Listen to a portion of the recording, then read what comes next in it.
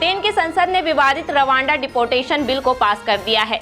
इस बिल का उद्देश्य ब्रिटेन से अफ्रीका के शरणार्थियों को वापस उनके देश भेजना है।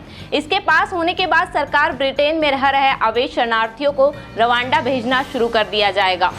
सुप्रीम कोर्ट ने ईवीएम के माध्यम से डाले गए वोटों का पेपर ऑडिट ट्रेल यानी वीवीपीएटी के साथ पुनः पूर्ण सत्यापन करने संबंधी याचिकाओं पर अपना फैसला सुरक्षित रख लिया है।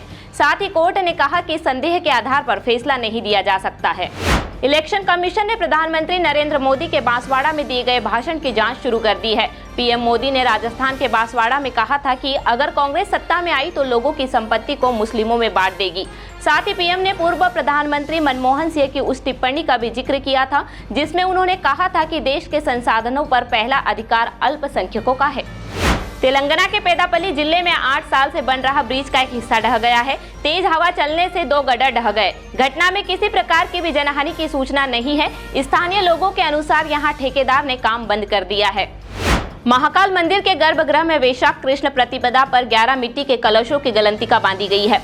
कलशों पर नदियों के नाम भी अंकित किए गए हैं। वैशाख और ज्येष्ठ माह में गर्मी चरम पर होती है। ऐसे में गलंतिका के माध्यम से ज्योतिर्लिंग पर सतत शीतल जलधारा प्रवाहित की जाएगी।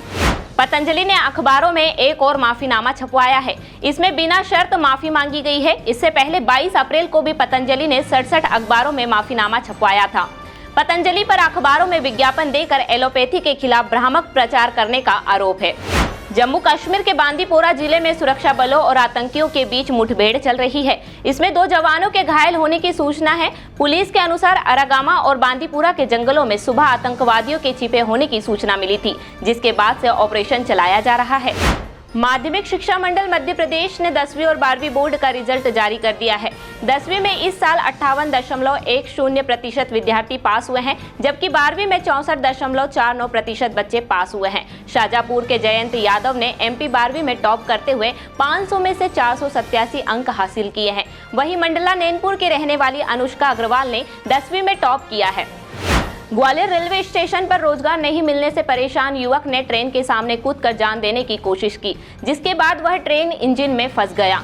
घटना का वीडियो भी सामने आया है। युवक को आगे कूदता देख लोको पायलट ने इमरजेंसी ब्रेक लगा दिए थे। हादसे में युवक के दोनों पंजे कट गए। बुरहानपुर के एक स्कूल हॉस्टल में 11वीं की छात्रा को कार्डियक अरेस्ट आने के बाद अस्पताल में उसकी मौत हो गई।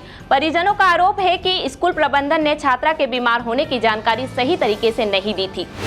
उज्जैन के एक व्यापारी से बदमाशों ने करीब 2 करोड़ रुपए ठग लिए। ठगों ने व्यापारी को सीबीआई में दर्ज एक मामले में गिरफ्तारी का डर दिखाया, फिर बड़ी रकम बैंक खाते में ट्रांसफर करवा ली। व्यापारी की शिकायत पर जांच करते हुए पुलिस ने उत्तर प्रदेश और बिहार से 5 आरोपियों को गिरफ्तार किया है।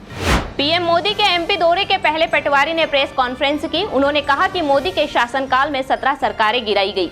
500 से ज्यादा विधायक एवं कई सांसद इधर उधर हुए। जैसे शराब माफिया, भूमाफिया, शिक्षा माफिया होते हैं, वैसे ही भाजपा अब सरकार माफिया बन गई है। इंदौर कांग्रेस प्रत्याशी के समर्थन में नेता प्रतिपक्ष उमंग सिंघार ने चुनावी सभा के दौरान स्वच्छता रैंकिंग पर सवाल खड़े किए हैं। उन्होंने कहा कि सफाई में सबसे ज्यादा नंबर तो आप ले आते हैं, लेकिन वो नंबर कैसे आते हैं ये आप लोगों को अच्छे से पता है। इंदौर के एरोड्रम क्षेत्र में प्रॉपर्टी ब्रोकर के 17 साल के बेटे ने मामूली कहासुनी के बाद सुसाइड कर लिया। बीती रात वह शादी में जाने की तैयारी कर रहा था। इसी दौरान बहन से विवाद के बाद मां ने डांट दिया था, जिसके बाद उसने अपने कमरे में फांसी लगा ली। इंदौर के महू में रेस्क्यू किए गए घायल तेंदुए की मौत भी हो गई। तेंदुए को बेहोशी की हालत में इंदौर जू लाया जा रहा था, लेकिन उसने रास्ते में ही दम तोड़ दिया। बता दें कि जानापाव के जंगल में बीते हफ्ते मादा तेंदुए की फंदे में फंसने से मौत हो गई थी। इलाके में एक और घायल तेंदुआ देखे जाने के बाद वन विभाग की टीम ने यहां पर रेस्क्यू अभियान शुरू कर दिया है। इंदौर में लोकसभा चुनाव में वोटिंग प्रतिशत बढ़ाने के लिए विशेष प्रयोग किया जा रहा है। मतदान के दिन 56 समेत अन्य फूड जगहों पर खास छूट दी जाएगी। इसमें पहली बार वोट देने वाले युवाओं के अलावा वरिष्ठ नागरिक जो वोटिंग के दिन सुबह 9 बजे के पहले मत डाल आते हैं, उन्हें पोहा जलेबी के साथ आइसक्रीम भी खिलाई जाएगी।